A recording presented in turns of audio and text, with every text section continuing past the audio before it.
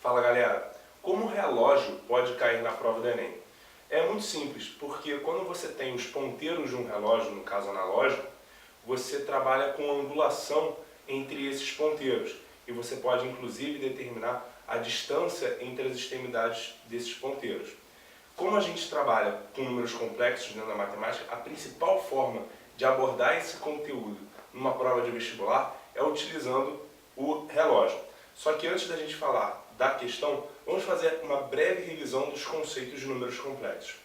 A gente representa um número complexo geralmente por z igual a a mais bi, em que a é chamada de parte real e bi é considerada a parte imaginária, mas os valores de a e b pertencem ao conjunto dos números reais.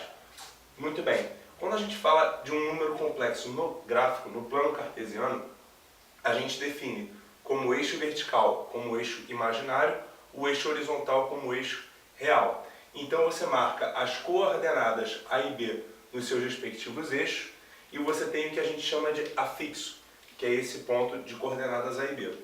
O número complexo vai ser determinado, então, pela distância, pelo segmento que une a origem do plano até o afixo. Quando você faz isso, você gera, além de um ângulo, que a gente chama de argumento, você tem a distância, ou o tamanho desse número complexo, que a gente chama de módulo, que é calculado com raiz de a ao quadrado mais b ao quadrado. Muito bem, essa é a forma algébrica de você representar um número complexo. Você também tem a forma trigonométrica, que é a z igual a ρ cis θ. Geralmente você vai ver dessa forma ou dessa forma aqui. O ρ significa o módulo do seu número complexo e cis θ representa cosseno θ mais i vezes seno θ. Lembrando que o i, o número imaginário, significa a raiz quadrada de menos 1. Vamos ver como a questão aborda esse tema. Um jantar secreto é marcado para a hora em que as extremidades dos ponteiros do relógio forem representadas pelos números complexos z e w a seguir.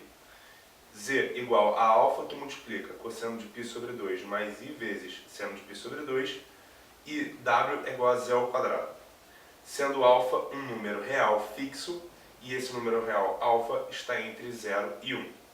Determine a hora do jantar. Muito bem, eu representei aqui o plano cartesiano com a estrutura do relógio e depois a gente vai colocar os ponteiros aqui. O nosso número z está representado na sua forma trigonométrica e w é igual a z ao quadrado. Esse valor de alfa, estando entre 0 e 1, é uma informação que vai ser muito importante para determinar a nossa resposta. Vamos desenvolver da seguinte maneira. Como π sobre 2 radianos representa 90 graus, a gente sabe dizer quanto vale o cosseno e o seno desse ângulo. O cosseno de 90 é igual a 0 e o seno de 90 igual a 1. Se a gente substituir esses valores no nosso número complexo, a gente encontra que z igual a alfa, que multiplica 0 mais i vezes 1, ou simplesmente alfa i.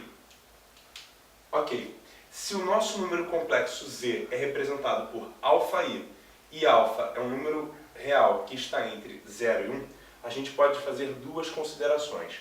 Primeiro, como ele só tem a parte real só tem a parte imaginária e não tem a parte real, a gente pode dizer que ele é um número imaginário puro. E o seu afixo vai estar exatamente sobre o eixo vertical, mais ou menos aqui. O nosso z estará aqui e esse será o número complexo dele.